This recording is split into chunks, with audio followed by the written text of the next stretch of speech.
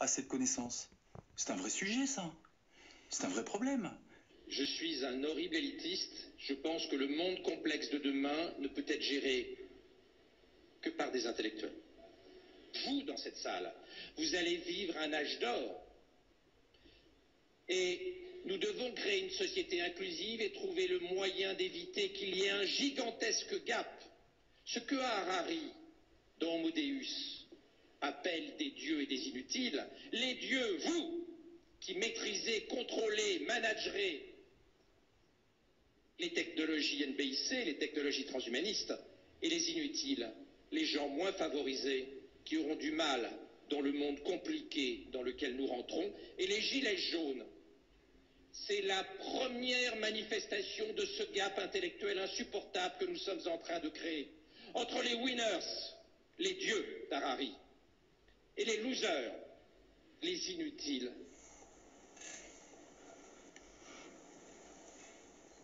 Mais c'est effrayant. Médecin.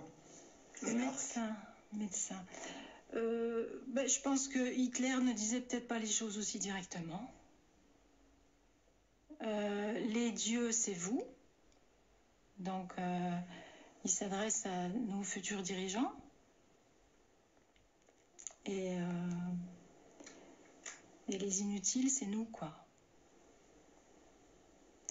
Donc, ça veut dire que c'est eux qui vont concocter les programmes pour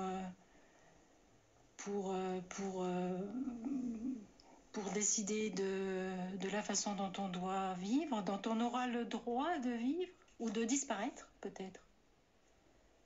C'est absolument effrayant.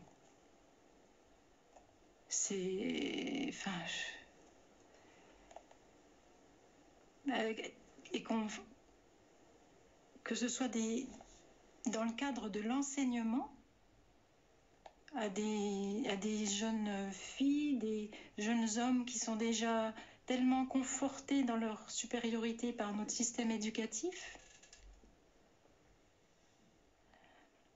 Il paraît qu'à l'Assemblée nationale, il y a une députée qui s'est fait surnommer Bac-2 parce qu'elle est simplement aide-soignante. C'est vous dire le mépris de notre classe dirigeante. Donc si nous sommes les inutiles, si nous disparaissons, ça n'est pas grave. Mais c'est vrai que déjà, dans les maisons de retraite, nos aînés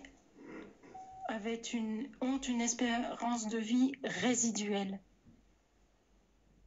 Donc, résiduelle, ça veut dire qu'ils font déjà durable. Donc, on peut les faire disparaître dans le silence, porte de chambre fermée.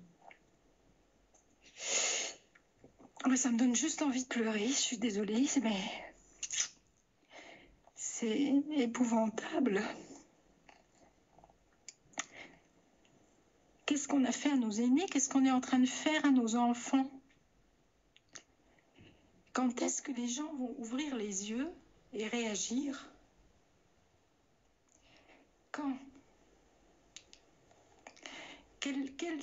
Quel prochain décret de loi faudra-t-il pour que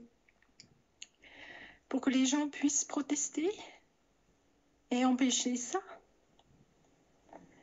Parce que c'est pas dans 10 ans. C'était proposé l'année dernière. Et c'est ce qui arrive aujourd'hui. Qu'est-ce que ça veut dire? On n'a pas besoin d'avoir Bac+10 pour se poser la question si c'est pas quelque chose de programmé. On a le droit de s'interroger, c'est notre devoir.